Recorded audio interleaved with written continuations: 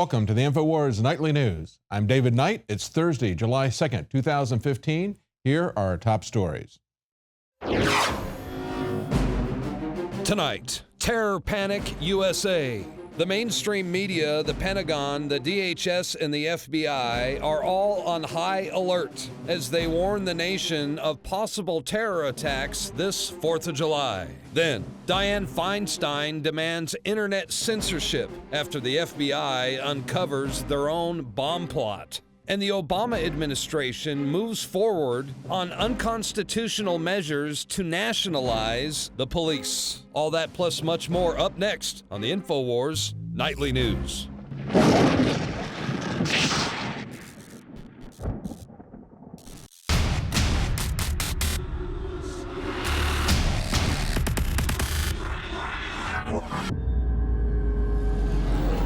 I want to make this announcement now. It's going up as we speak, a day early. To celebrate the birth of our country and give a big thanks to all the info warriors out there, we are now offering free shipping on every item shipped out of the NoWorldOrder.com warehouse. That's free shipping on all t-shirts, books, and DVDs. Free shipping on Molon Labe and 1776 belt buckles, which are also 25% off while supplies last. Free shipping on all of our InfoWarsLife.com nutraceuticals. If it's in the InfoWarsStore.com warehouse, it's shipping for free, all during the month of July. It's our way of saying thanks to the true heart and soul of this operation, who stand beside us and support us as we wage an info war for liberty and freedom for all. InfoWarsStore.com, free shipping for the month of July.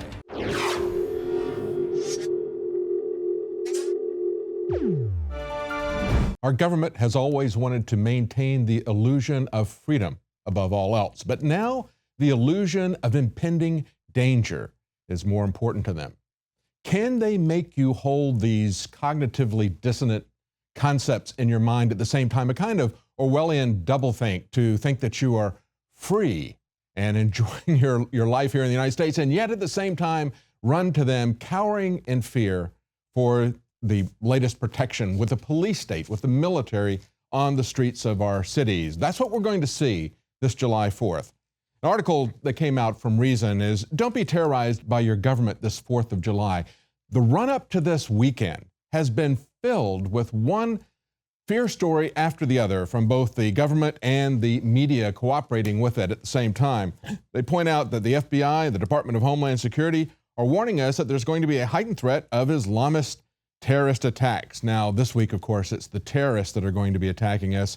The rest of the time, we have to be concerned about those people who want limited government, the Tea Party, those patriots out there. They say CNN is reporting law enforcement officials believe that the Islamist threat is the, quote, highest in year. And of course, CIA Deputy Director turned CBS security analyst Michael Morrell declared, "I wouldn't be surprised if we were sitting here a week from today talking about an attack over the weekend in the United States." That's just how serious this is. Is it really that serious?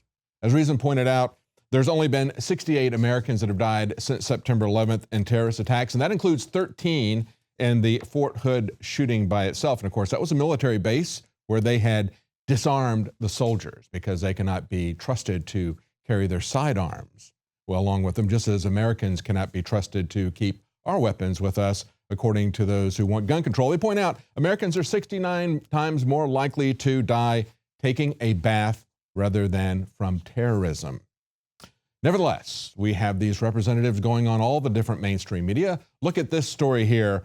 This is from Steve Watson. Terror panic. Representative says New York officials expecting a dirty bomb attack on July the 4th. And of course, this is Megyn Kelly on Fox News working with Representative Peter King, one of the biggest neocon fearmongers and pushers of the security state and the police state you can find anywhere. So he goes on Fox News with Megyn Kelly, and he says, "You wouldn't see the nuclear explosion devices being used the way they are if this was just a routine warning." And then Megyn Kelly picks up on that, says, "Did you say nuclear?" And he says, "Yes, that's a big problem here in New York. Nuclear explosives the dirty bomb. Okay, so besides sounding like some kind of Cold War hysteria, this reminds me very much of the staged back and forth between then Representative Markey, he's now a senator from Massachusetts, and Lisa Jackson with the EPA, where they had prearranged this thing to sell the public that fine particulate matter, you know, your barbecue smoke or maybe your fireworks, that was equivalent to cancer in this country. She said to Representative Markey in these hearings, she said, there's more people dying from this than from cancer. If we could solve this, it would be more significant than finding a cure to cancer. And he actually knew that's where they were going because he mentioned cancer before she said that. And he said, wait, did I hear you say cancer? And she says, yes, I said cancer. So he said nuclear bomb, dirty bomb. And let's be honest here. They will do that at some point. We know they will do that. They've got a lot of nuclear devices. A lot of them have gone missing. That will be the next step when they're ready to roll this out. But right now, they've got everybody in such a state of panic that people are looking everywhere for attackers. And of course, this happened today. An active shooter was reported at the Washington Navy Yard yet again. Remember, that was where the shooter went in. He said that he had heard voices. He had carved on the stock of his gun, "This is my ELF device," or something to that effect. In other words, he believed that he was being mind controlled. And of course, the CIA has talked about using extremely low frequencies to do just that. But never mind, that was just a terrorist attack. But this was not. This was not a terrorist attack. They say there was no chase, no report of injuries, no sightings of anyone with a gun at the Navy Yard. That was, of course, local news after national news hyped it up. And of course, we see, as we look at these pictures that are coming from CNN, it is a lockdown, a full militarized lockdown. When anything like this happens, they go totally over the top. And as CNN points out, as a preventive measure, officials closed Pennsylvania Avenue in front of the White House because we have to protect the president. And the paranoid government is not only selling you fear, they are genuinely paranoid. Look at what they have done here. This is RT showing the new spikes going around the White House. As some people have said, pointed out, the White House and Obama actually can build a fence when they want to. And so they're making this one pretty fortified. They said the White House is relying on a medieval solution. Yeah, they want to keep the peasants out with the pitchforks, you know, the peasants and the serfs, those who are taxed at a rate that is about 5 to 6 times what the peasants and serfs of medieval times were taxed. They say they describe this as rows of pencil-tip pieces of metal facing outward at a 5-degree angle. The spikes are placed over the existing fence beginning yesterday, with contractors finishing the job today, this morning. The Secret Service and the National Park Service agreed on the temporary security enhancements back in April. A proposal for a permanent new fence is under review, and construction may begin as early as next year. Now, when we go back and look at what they were talking about back in April, the Washington Post had this headline. They say, agency votes for spikes on the White House fence, but a moat has been ruled out because that was seriously suggested by Representative Steve Cohen, Democrat of Tennessee. That was back in November. When they got to April, just 3 months ago, they ruled that out. They said, perhaps, he said at the time, we ought to look at a barricade of water because, you know, people were jumping over the fence a couple of times. Before we had an empire, it was common when America was a republic for people to just walk up to our presidents, to our leaders. It was possible even up until the Civil War. We had a fellow who came over from England, and he walked all the way through the South, all the way up to Washington, meeting all the different political leaders, meeting Sam Houston in Texas, meeting the leaders of the different sides personally. And this was in the middle of a civil war. People were not that obsessed with security. But now that we have an empire, that is the way they act. We have to have a Praetorian Guard. Now, there's no threats, as NoWorldOrder.com has pointed out. There's no actual threat. Nevertheless, we see security ratcheting up, and they point out that it's not only the Department of Homeland Security, it's not only Peter King and Megyn Kelly with Fox News, but we've got the FBI, Homeland Security. Representative Mike McCall predicted several, quote, small-scare ISIS attacks. I don't know if that's a typo from NoWorldOrder.com or if that was a Freudian slip from Mike McCall. I think that's supposed to be small scale ISIS attacks, but I think it really fits better with small scare ISIS attacks. They say terrorists have not used July 4th as a particular date to carry out in past years over the decade-long war of terror. So why would they look for it now? But they are looking for it. Look at the way Daily Mail hyped this, the loyal Mockingbird press. Their headlines, the sick ambitions of a caliphate bent on carnage. Chilling map predicts where ISIS will strike in the West with lone wolf attacks as FBI sets up 56 centers to monitor 4th of July terror threat. So not only do they say that, they show us a map. And of course, ISIS has been busy tweeting out this map because that makes them look big, or perhaps because ISIS and the federal government are connected so closely. They say the FBI is setting up command centers in all of its 56 field offices across the country ahead of the July 4th weekend to monitor any potential terrorist attack, law enforcement sources have revealed to them and told to Fox News and to Daily Mail. Now, this is our analysis of it. Kurt Nemo writes a story, FBI exploits the baseless 4th of July terror threat to establish command centers. It's actually a pretext to build and expand the surveillance grid because these command centers have been around with us for quite a while in this war on terror. We used to call them fusion centers. Remember the 2009 MIAC report from the Fusion Center? That was a story that was broken by InfoWars, and that was where they were looking at people who had just voted in the election of 2008 for Ron Paul or Constitutional Party candidate Chuck Baldwin or others.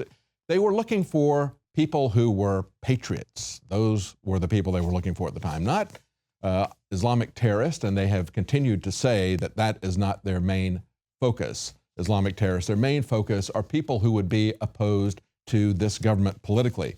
Kurt Nemo points out that although the government admits it has absolutely no credible evidence that ISIS or anyone is planning to attack the United States over the 4th of July, the FBI has nevertheless moved to establish command centers around the United States. The command centers, he says, will integrate local, state, and federal law enforcement agencies so that officials can gauge the threat level and respond quickly. And he points out these command centers really are fusion centers around the country. They have been routinely used to monitor political activists, not supposed terrorists. The centers often work hand in hand with the private sector to undermine First Amendment rights of American citizens.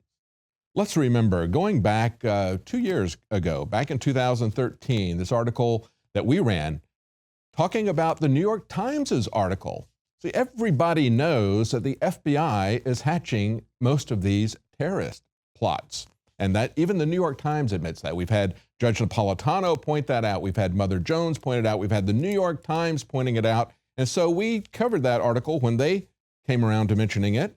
Of course, in April 2012, the New York Times said terrorist plots hatched by the FBI. They revealed that many of the high-profile terror attacks foiled by the FBI were in fact fabricated from start to finish by the FBI itself. They say the U.S. has been narrowly saved from lethal terrorist plots in recent years, or so it seems. But all these dramas were facilitated by the FBI, whose undercover agents and informers posed as terrorists, offering a dummy missile, a fake C4 explosive, a disarmed suicide vest, and rudimentary training. Suspects naively played their parts until they were arrested.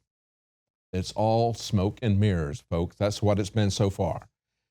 Just remember 3 months ago, where Dianne Feinstein demanded that we have internet censorship because the FBI had staged an event where they leaked a document, and she said that document should never appear on the internet. So she uses the FBI's linked document in a staged semi-pseudo attack to say that we ought to have censorship of the internet. After the FBI uncovered another one of the self-orchestrated terrorist plots, this is just 3 months ago, leading to the arrest of 2 women, Senator Feinstein demanded online censorship of the literature that the FBI had published. And let's not forget where this is all going. This is all going to support the idea of a nationalized police force. Of course, they've been using the war on terror to extend what they had started with the war on drugs, removing our due process, corrupting the police, corrupting the legal system, but now they have taken it even farther.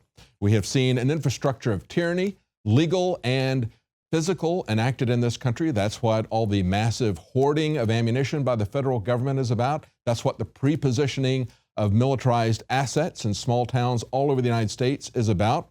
And of course, it's about militarizing the police. As the New American points out, Obama's unconstitutional schemes to nationalize the police, they say before openly complaining about the militarization of the police, Obama was militarizing them at an unprecedented rate. At the same time, he was attacking the rights of Americans with slogans like, quote, weapons of war don't belong on our streets. Now, in that, he was referring to what they call assault rifles, which is a vague definition we all know. Nevertheless, he was talking about individual firearms that are recognized as a fundamental human right by our Second Amendment. So he says weapons of war don't belong on the street, but he was flooding the streets with real weapons of war at the same time. Tanks, armored personnel carriers, grenade launchers, and even more, they say, to the local police. And after the unrest in Ferguson, much of which was fueled by Obama ally and financier George Soros, as shown by an in-depth investigation in the Washington Times, Obama started complaining about the very militarization that his administration had been engaged in. So they released what they called the Task Force on the 21st Century Policing to study the issue, and guess what they said? Yeah, we need to nationalize the police. Russia is looking at this as well because, you know, every government wants to maintain an iron fist, an iron hold on power. The Russians are looking at this and saying MPs, this is reported by RT today, MPs are proposing granting police exceptional rights in Russia. They say a group of Russian lawmakers have drafted a bill broadening police powers and giving them the, quote, presumption of trust. Wow, that sounds familiar. We don't actually use those terms, but that's essentially what we have here. The police can be trusted. You, however, are a terrorist until you prove otherwise. Of course, you don't need any ID if you're going to vote, but for everything else, you must show your identity papers and prove your innocence here in the United States. Of course, Russia wants to do the same thing. They're just, you know, the Russians are just a little bit behind us in tyranny right now. They say, among other things, this would allow them to break into cars and homes without warrants and open gunfire at mass gatherings of people. Oh, what's the problem? The Russians don't have a Supreme Court. They've got to make a law. You don't need no stinking law to do that. Just look at the way we did it in the United States. We got the Supreme Court that makes pronouncements. We create a war on drugs. You don't need to actually bother the MPs with any of that. They need to get with a program. They need to follow our example. Well, so much for our independence. Of course, this next week, right after the weekend, we're going to see if the Greeks will vote for their independence. We're going to see what the information war and how that is shaping up in Greece right after we come back. Stay with us.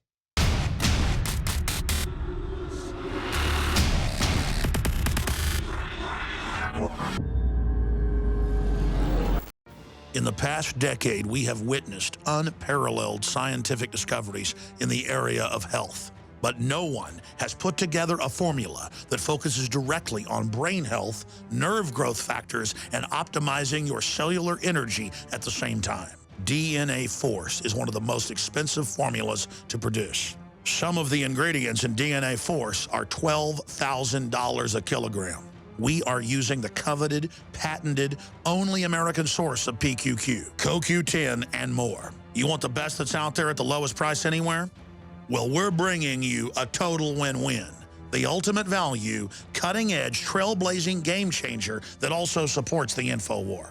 We have produced a limited run of DNA Force, and it will take up to 12 weeks to produce more once we sell out. Secure your DNA Force today at InfoWarsLife.com or call toll-free 888-253-3139. DNA Force from InfoWars Life. Your liver can be full of fatty deposits, built-up toxins, and even dangerous objects known as liver stones. We worked with the top developers in the field of detox to take tried and true herbs and other compounds known to safely cleanse the liver and fused it with the latest research and technological development on concentrating these ingredients to give you the maximum effect. Liver Shield is the only liver support product on the market that uses a patented Spigirex blend of powerful organic herbs that support detoxification. And when you visit InfoWarsLife.com, see the instructional video on how to do a 6-day liver detox. This isn't a game, and let me tell you, the results are dramatic. Liver Shield is totally organic and made of the safest high-quality herbs. But that said, you need to consult your physician before you do the full detox. Liver Shield can also be used daily by itself for overall upkeep of the liver. Secure your Liver Shield today exclusively at InfoWarsLife.com for the lowest price available. That's InfoWarsLife.com or call 888-253-3139.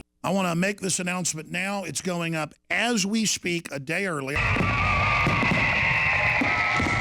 To celebrate the birth of our country and give a big thanks to all the info warriors out there, we are now offering free shipping on every item shipped out of the InfoWarsStore.com warehouse. That's free shipping on all t-shirts, books, and DVDs. Free shipping on Molon Labe and 1776 belt buckles, which are also 25% off while supplies last. Free shipping on all of our InfoWarsLife.com nutraceuticals. If it's in the InfoWarsStore.com warehouse, it's shipping for free, all during the month of July.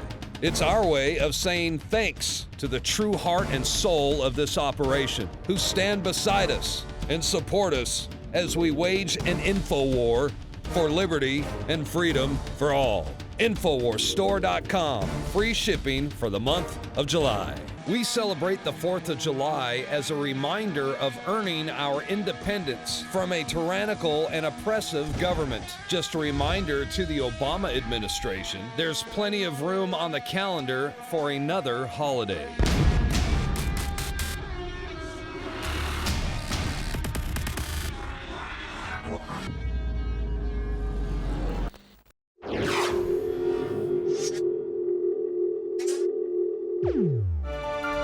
Now, as I said just before we went to the break, this week could be independence for Greece on July the 5th. But as we're leading up to that referendum that's going to be held in Greece as to whether or not they're going to go with the payment plan that's being put to them by the banks, that will essentially be a referendum as to whether or not they want to stay in the EU as well. At the same time this is all going on, of course, the rest of the European press is painting them as irresponsible, as profligate, as people who are basket cases, welfare cases. Nevertheless, they want them desperately to stay in because we understand what this is about. This is a giant reverse mortgage, and they're not finished getting their hooks into the Greek people yet. There's still some more stuff that they can loot if they can keep them in there long enough. Very much like the kinds of contradictory information that we're hearing on these trade agreements, where we're told this is going to be a great deal for us. The economy is going to boom. America desperately needs this. That's the same thing every government is telling their people while they keep the agreement secret. Because if it really was a good deal, they would show us. But every one of us are going to get screwed with this because this is for the benefit of the large banks and the multinational corporations. Again, Daily Mail comes in and says, the big fat Greek gravy train, a special investigation into the EU-funded culture of greed, tax evasion, and scandalous waste, making the point that they have a very large welfare state. And yes, there is a lot of waste there. It is by design. Remember what Cloward and Piven said. They wanted to create a massive entitlement state so that they could use that to collapse the country and then establish socialism, and also for the bankers to take all of the assets after the collapse. Of course, we've also seen this with the World Bank in the 1960s, where they were accused of rent-seeking because they were going to all these third world countries and telling them to set up a very elaborate welfare system. Don't worry, we'll finance it for you. Easy payment plan, just like you do with a kid right out of college, giving them a credit card account. And then, of course, the whistle was blown on all that back in 2002 with Joe Stiglitz, who worked for the World Bank. We talked about this yesterday on the radio, how in 2002, Greg Palast talked about his interview and documents that he had about the World Bank, about the IMF, his interviews with Joe Stiglitz. He did that on the Alex Jones Show, and of course, there was a transcript of that put into Alex's 2002 book, 9/11, Descent into Tyranny. And if you're a Prison Planet subscriber, you can download that and read the PDF copy of that book as well. This is a known strategy. This is the way they've been working. We showed that 13 years ago, and it went on long before that. As I pointed out, that was a strategy back in the 1960s for the World Bank. So to complain about Greece and saying it's a big, fat Greek gravy train, at the same time, the BBC comes out and says the Greek debt crisis, No vote won't lead to a better deal. This is the best deal you guys are going to get. So there's a massive campaign, both by the people who are the leaders of the EU finance groups, the finance ministers, everyone else, to tell them, go ahead, take some more debts. We'll keep extending and pretending, as Max Kaiser pointed it out. A different editorial comes from from USA Today. They say it's no tragedy if the Greeks leave the Eurozone, in their view. They say a return to the drachma would allow Greece to be Greece. They say the answer lies in the peculiar collection of nations known as the Eurozone. These countries share a monetary system, but not a political one, which is a recipe for trouble. Do you see that? That's the fundamental issue right there. And that's why these crises are happening right now in the Eurozone. We've already had Alan Greenspan, former head of the Fed here in the United States, as well as the head of PIMCO, the largest bondholder in the world, saying that the only way this is fundamentally going to be solved is if the European nations surrender their sovereignty to the center. Crisis, solution. That's what they had planned all along. And of course, USA Today sees that as well. They understand that you can't have a non-political, non-sovereign union and yet have a monetary one at the same time. That creates a problem. Their answer is for Greece to leave. That would be my answer as well. That's the answer that many people have said. Of course, Joe Stiglitz as well, who was the whistleblower as to what these international finance organizations were up to. They say the answer is yes. Greece would have more control over its money. They should leave. They should just be Greece. And of course, in Greece, we see the Greek government who wants the people to make this decision. Of course, they put it up as a referendum. The Greek finance minister says that if they vote yes to accept the deal that is being offered by the Euro bankers. In a trio of articles from RT, they look at how politicians are reacting to this. And of course, the Greek finance minister says, I would rather cut off my arm than agree to the current deal. He says if they vote yes in this referendum coming up on July 5th, he will resign. And the Green Party MP says that it is economically deluded, that the Troika wants to punish the party that's in power in Greece, the Syriza party. She says Greece's government debt to GDP ratio has not gone down as austerity was imposed. It actually went up. In other words, the austerity that they have tried has actually made this worse. It's not going to help for them to do more of the same thing. It's just going to get them further and further in debt to the bankers who will use that to take all of their assets. She says they seek to humiliate and to defeat a government which has dared to stand up to the ideology of austerity. And another quote from her. She said they want to entirely strip down the Greek state and refashion it as a servant of capital rather than of people. No, it's not. And of course, they're coming at it from kind of a leftist standpoint. It's not making it a servant of capital. It's not even a problem of capitalism. It is crony capitalism. Crony capitalism is not a free market situation. It is actually a plan for global governance by these multinational corporations and the banks, the same ones that are pushing these trade partnerships. Finally, RT says it looks like Greeks will vote yes over bailout terms. These are polls, and this is the same sort of thing, however, we saw before the referendum in Scotland on independence. They create these polls. These are essentially can be used as push polls to try to move people in that direction or to create an anticipation for the result that they have already decided and will make happen. Now, they point out this poll was conducted by BNP Paribas. They say that is France's largest bank. Oh, no conflict of interest in that poll at all, right? The arguments in favor of a yes vote grow every minute the ATM machines don't dispense money. Funny how that works out. Of course, you create a liquidity process problem, and then they have to shut down the ATMs and wait a few days. So that effect sinks in on the people, essentially holding a gun to their head. We'll see who controls the voting machines, because that's the next thing we have to worry about. Not who controls the ATM machines, but the voting machines on July 5th. Stay with us after the break. We're going to take a look at the new Mockingbird social media. The mainstream press is failing, so they're turning to social media to shape public opinion. Stay with us. We'll be right back.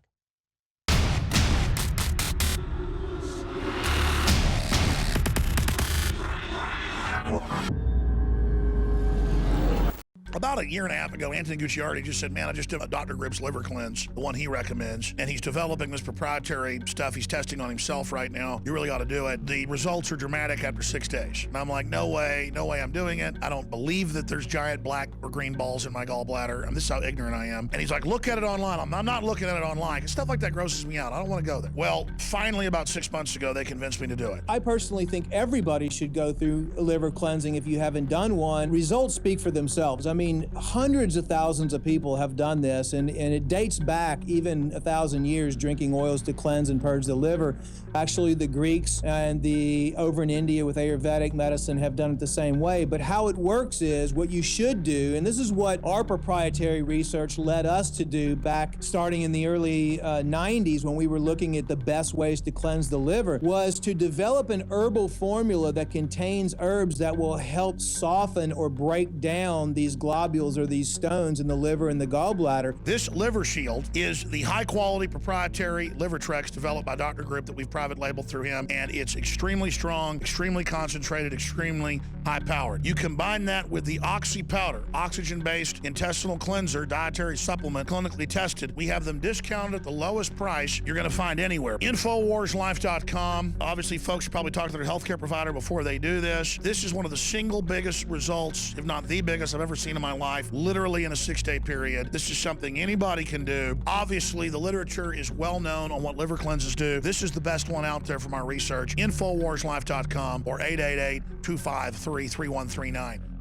Another major health threat, this one in Toledo, Ohio, where everybody in the entire city has been told not to drink the water. Ohio's governor declaring a state of emergency. Did you know that the average person uses about 80 to 100 gallons of water at home every single day? If there's a water emergency, will you be prepared? Panicked residents forming long lines throughout the day. We're here at a supermarket in Toledo. You can see the shelves empty where water once was. To stay safe and healthy during a crisis, you must have access to safe, clean water. Water which will not be available at your local grocery store. There's a mad dash on right now to stock up on supplies. The ProPure Pro 1 G2.0 water filtration system is a must-have for every modern, independently minded household. Protect your family's safety during an emergency. Go to InfoWarsStore.com today to purchase your ProPure Pro 1 G2.0 water filtration system, or call 1-888-253-3139.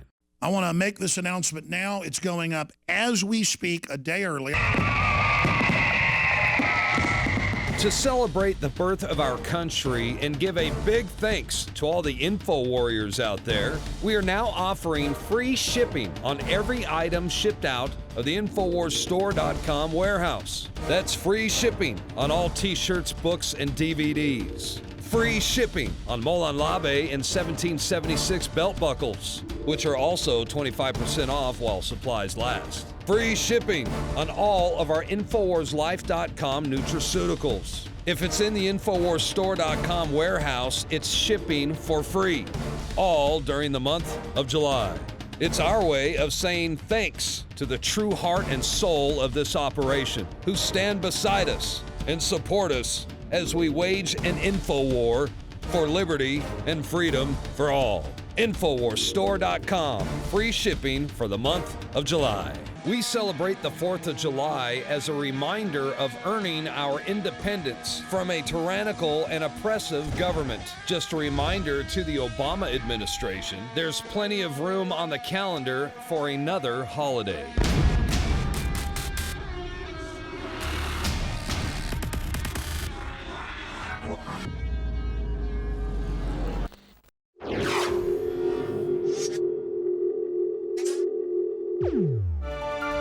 Now, how's the First Amendment doing this 4th of July, or the Fourth Amendment for that matter? The NSA is now going to be resuming its dragnet surveillance. You thought that was over? Of course, it's not over. They're coming back, and of course, they're coming back with a secret court authorization. The story that's up on InfoWars.com from New American: Secret Court revives NSA bulk surveillance. Mass surveillance can carry on as before, at least for now. There'll be some minor adjustments later on, but right now they're going to go back to exactly what they were doing. On June 29th, a secret court ruled that a federal court and Congress were wrong to end the NSA's bulk collection of phone metadata. Therefore, the mass surveillance can carry on as before for now. And of course, who is that secret court? Well, that's the Foreign Intelligence Surveillance Court, created as part of the Foreign Intelligence Surveillance Act. Where did we get that? The irony is that the FISA Act, the Foreign Intelligence Surveillance Act, was created in response to the Church Committee hearings back in 1975. In those hearings, we saw what the CIA was doing. In the Pike Committee hearings in the House, we saw what the NSA was doing. As a matter of fact, we got a glimpse of the fact that the NSA existed for the first time. And of course, they premiered with the understanding that they and the CIA were eavesdropping on Americans. So what they did was they created the Foreign Intelligence Surveillance Act, said, we're going to keep intelligence, we've got to have these intelligence agencies, but they're going to be limited to foreign actions. You're not going to let you spy on Americans. How's that working out for us? It didn't work out too well, did it? As a matter of fact, William Colby, who was director of the CIA then, probably one of the most transparent directors we've had of the CIA, he showed the family jewels, and for that he got fired and replaced by George H.W. Bush. George Bush's son, W., in 2008, amended the FISA Act and created the monster that we see today. Of course, it wasn't just that stroke of legislation. It had been going on for quite some time. He just legitimized the criminal actions that they had been engaged in for decades. Now, as I point out in the article, the so-called FISA court, and it's not a court, it is a single individual. There is no antagonist there arguing for the other side. It's simply a single judge, and the government goes to that single judge. But they nevertheless maintain the fiction that it is a court. It is a court in the same sense that the Star Chamber was a court. They say the so-called FISA court is now used as a tool for rubber stamping unwarranted surveillance from the Bush administration on. Of course, we give the credit to Obama, but it's something that Bush really amended the law. And again, that was to give them cover for something they had been doing for decades. And this is what the FISC judge said. He said, the Second Circuit rulings are not binding on the FISC, and this court respectfully disagrees with that court's analysis, especially in the view of the intervening enactment of the USA Freedom Act. So I guess there's kind of a silver lining in that. There is a division of power again in Washington. But instead of it being the executive, judicial, and legislative branches, the division of power is the CIA, the NSA, and everybody else. And guess what? Everybody else doesn't matter. And he points out, he finishes up with this summary. He says, the court that was established specifically to judge the merits of applications by the government to spy on citizens gave a green light to the NSA to keep spying on Americans, ignoring completely the will of the people, of their representatives in Congress, and the plain language of the Fourth Amendment of the Constitution. Welcome to America on this 4th of July, 2015 weekend, where we now have a completely secret government. And of course, that USA Freedom Act is going to reform the abuses we've seen from the FISA court, because now when they make their secret decisions, they're going to tell us what they've decided. The trial will still be secret. It won't be an adversarial relationship. They'll still say that they have the power to amend the Constitution, to shut down the courts, to shut down the Congress, to ignore the Constitution. But they'll tell us, they say, when they're going to do that from now on, unlike the president's secret executive orders, his PPDs that we talked about yesterday on the radio. Now, how are they selling all of this? Because the mainstream media is losing not only credibility, but audience. John Rappaport points out on his blog that they're going to use it with social media. They're turning social media into the Mockingbird press in some very unique ways. It's Facebook and Apple. We're going to take a look at both of these. He points out in one of these blogs that he's got, Facebook becomes Godzilla news outlet for disinformation. And this is what he has to say about the mainstream media, and which is very good the way he put this. He says, every large mainstream news source is in the business of disinformation. You know, the Mockingbird program from the CIA. He says stories with no context, outright lies, omission of vital data, claims of overwhelming consensus on issues where no such consensus exists, internal censorship of their own budding investigations into high-level crimes, disguised partisan opinions. They manufacture the reality for the government, for corporations, for others who control society.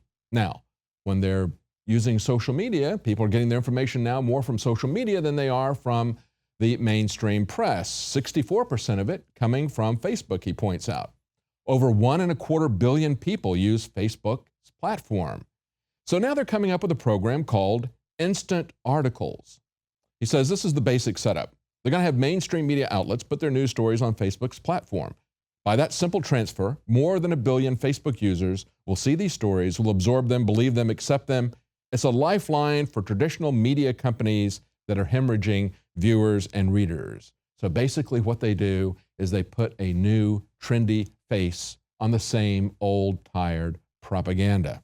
But he points out that Apple actually has another approach on it. This is the new operating system coming out, iOS 9, and they're talking about a new news service that they're going to embed in the next iOS for iPhones, iPads, etc. They say Apple News, part of the upcoming operating system from Apple, aims to be the primary news source for users of iPhone and iPad. Apple says its new news app follows over 1 million topics and will pull relevant stories based on your specific interests. Through the awesome power of default, says one analyst of the Journalism Lab, he says Apple's distribution puts it in an entirely different league. This news app will be on hundreds of millions of devices within 24 hours of its debut. Now, John Rappaport breaks it down. He says, listen, this is what they're really doing. They're profiling us down to our toenails. He said, Apple will present the public with a virtual bubble of what they want to see and read. He says, so you're an Obama fan? Here's stories confirming your belief in the prophet. You want neocons on the rock with a little bit of conservative Republican twist? Here's some war footage that'll warm your heart. Or you're tuned into celebrity gossip? Here's your world in just 3 minutes. And he points out this is really decentralized centralization. Because what happens if you're one of those fringe users? Let's say that you're doubtful about GMOs. Well, don't worry. They'll give you a story that tells you how Whole Foods is planning a healthier produce section. So cheer up, nothing to worry about. And you won't see any news about how Maui shut down GMO growing on the island because they didn't want to have contamination of the non-GMO crops from Monsanto. If you're anti-vaccine, forget about it. They're not going to give you any information. They might give you, as he puts it, a piece about a little unvaccinated boy who was involved in a car crash on I-95.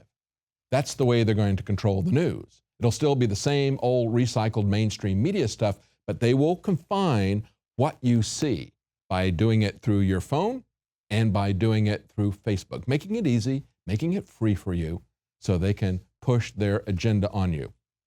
Now, when it comes to trying to get information from the government, when we actually have somebody who's trying to do journalism, we know that we get hit all the time with a stone wall. You can't get anything out of the government. Columbia Journalism Review points out what happened to a citizen, not even a journalist, a citizen who asked his own government for some information that he was entitled to. The title of the article is When Governments Sue Public Records Requesters. They not only did they not give him the information, they turned around and tried to get punitive with him, tried to sue him over this. They say, when you send a public records request to a government agency, you might expect a delayed response. You might expect high costs to fulfill it, even a denial, but you probably don't expect to be sued by the agency. Yet, that very thing happened recently in New Jersey, prompting a judge last week to dismiss the suit and conclude that a public policy that enables the authorities to sue a requester would be the antithesis of open government. But you know, what we have is the antithesis of an open government, absolutely. In this case, a private citizen sent a request to the Hamilton Township in New Jersey. Now, he was entitled to that information under the Open Public Records Act and the state common law right of access to public records. But a few weeks later, instead of responding to him, they sued him and they asked a local court for relief from any obligation to respond. So it wasn't just a legal tactic, however. They also came after him for attorney's fees. That's what they did. They sued him for attorney's fees and said, we're going to establish this in court that we don't have to respond to you. He narrowed his request. Well, maybe it's too broad. He narrowed his request, but they refused to drop the lawsuit. So there you go. On this 2015, we've got a government that's not only created swarms of officers and sent them among the people to harass us and to eat out our substance, but they now have that kind of arrogant attitude. If we even ask what they're doing, they're not about to show us. And if we ask, they just may sue us and try to recover financial payment from us for having the audacity to ask the emperor about what he is doing. Well, that's it for our news tonight. If you're watching this on YouTube, please consider subscribing to our channel.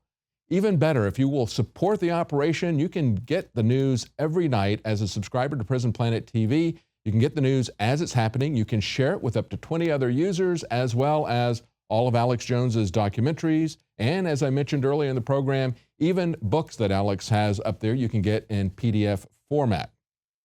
Join us again tomorrow at 7 Central, 8 p.m. Eastern.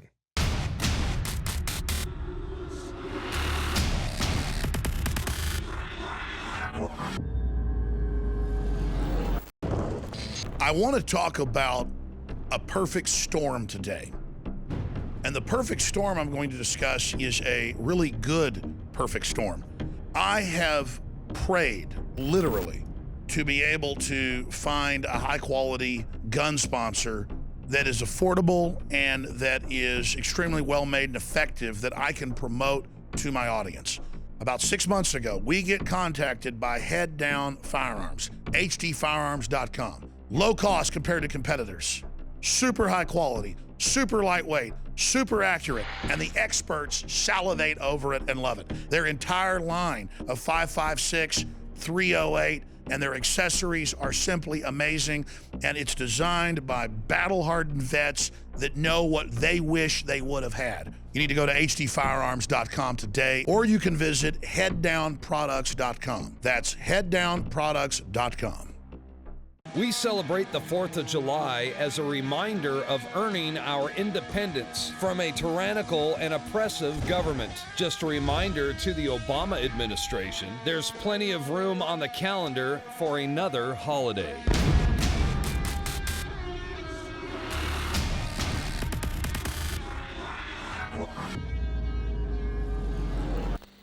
You are watching the InfoWars Nightly News, which airs 7 p.m. Central at InfoWarsNews.com. And your support is helping us defend liberty worldwide.